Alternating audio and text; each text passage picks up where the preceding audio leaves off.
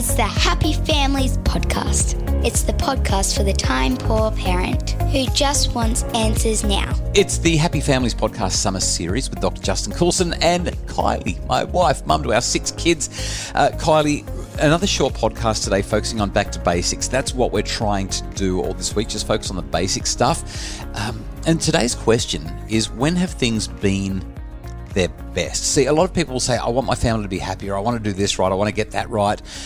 And there's this struggle in terms of knowing, well, how am I supposed to do it? Where am I supposed to go? How am I supposed to get this right?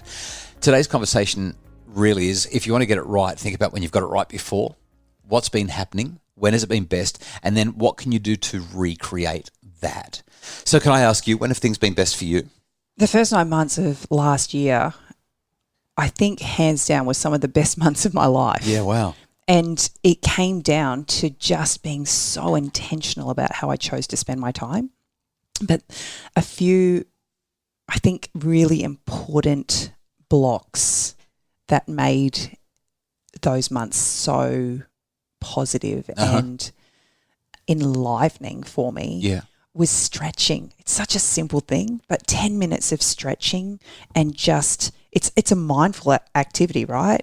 You've got to be in the moment. You've got to be so aware of how your body feels, where it needs more stretching, where it needs more attention.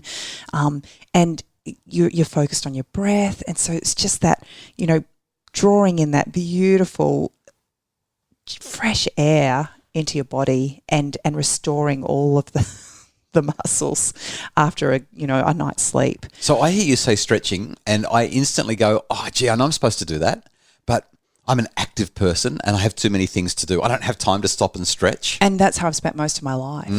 But like I said, 9 months last year, focused on those practices, made such a difference. Okay. I felt more relaxed than I've felt in a lifetime and more attentive to my needs and our children's needs. So that's fascinating. When we hear about parents who are trying to manage fatigue, who are exhausted, who are overwhelmed, and a lot of parents will say, I don't have time to be mindful. I don't have time to meditate. I'm not interested in it. It doesn't work for me. I'm just thinking, I've never seen any research on this. I don't know that it's actually been researched. But the way you've described your stretching practice is very much in line with what other research would say around the whole mindfulness thing. It's about slowing things down. It's about being intentional. It's about being focused. It's about breathing. It's about all that stuff that makes a difference. You've almost inspired me to want to start stretching. Like, seriously, that sounds really, really smart. And like you said, ask me how I went for the last 3 months of last year. but for 10 minutes, that's really all it takes. It's not a long practice. It's just giving your body the opportunity to move in really gentle ways before you ask it and demand of it the things that we do each day. Ask me when things have been best. When have things been best for you, honey? I'm actually going to say really quite recently. So for the last 15 years, I've been pretty selfish with my time early in the mornings. I've gotten up every morning somewhere between 4:30 and 5 o'clock and gone for a bike ride. Sometimes it's been earlier, 4 o'clock, sometimes a bit later, maybe 5:30. But essentially, bike riding has been my life for the last 15 years in terms of recreation. And obviously, it hasn't been every single day, but it's been most days, most of the time. I've put my bike on the shelf in the last couple of months and started to really focus on having mornings with you, mornings with the kids, being present, going for runs, going for surfs, being around for breakfast and doing all that sort of thing.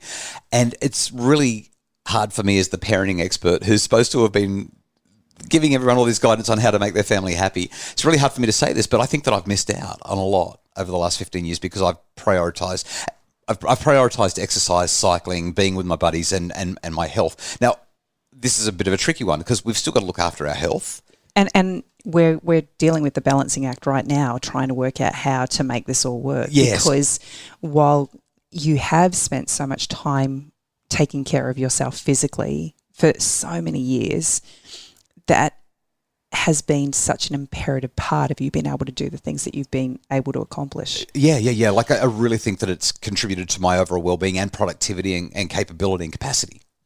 But now that the kids are older and have greater capacity to get up earlier and, participate in the activities that you are encouraging them to participate in, what I'm loving is actually seeing their love of those things increase.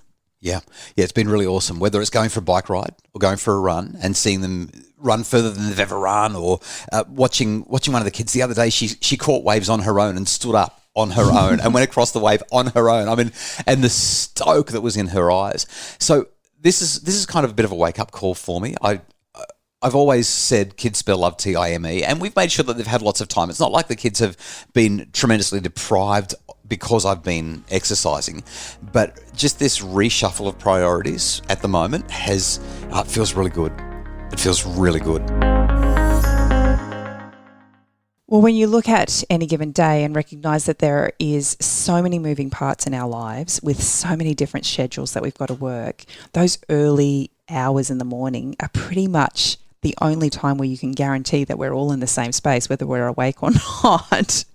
And so being able to maximise the time with them and in that way and prioritise it in the way you have has meant that it actually happens, firstly, and everyone can be involved. And I just, like I said, I'm loving it. I'm loving the renewed energy that I'm feeling in the house as a result of the kids feeling more and more connected. Well, I'm going to start stretching. You've inspired me. Hopefully this podcast has inspired some thinking around when things have been best. How can you go back to basics? How can you recreate what you once had if it used to be better? And if you can't recreate it because circumstances have changed as they do, what can you do that would most closely resemble or replicate that? I think it goes back to that conversation we had the other day about the tightrope. You know, there's so many moving parts, and just when you think you've got it right, something changes. Yep. And so you might not be going back to the same thing to recreate the feelings that you had. So it's reassessing the situation and finding what is the thing that you need right now. Yeah, well, I know we need to wrap this up, but just to extend on that a little bit, one of the main reasons that I'm completely shifting what I'm doing in the mornings is because we've had kids that have had driver's licenses who have been able to assist with transport and movement with extracurricular activities in the mornings. That has disappeared. The kids with the driver's licenses are now in other active parts of their lives. Therefore, the driving around falls back on you and I, which means that I can't do what I would normally have done. So it's created a need for a full reordering of priorities and a restructuring of schedules. And I'm okay with that. I think that we're dialing it in pretty nicely. I guess flexibility is maybe at the heart of everything that we're talking about here. We hope that there's been some inspiration, some useful ideas in this podcast. Back tomorrow with one of our best of, a conversation with Amanda Keller that is guaranteed to bring tears to your eyes. It's the Happy Families podcast summer series.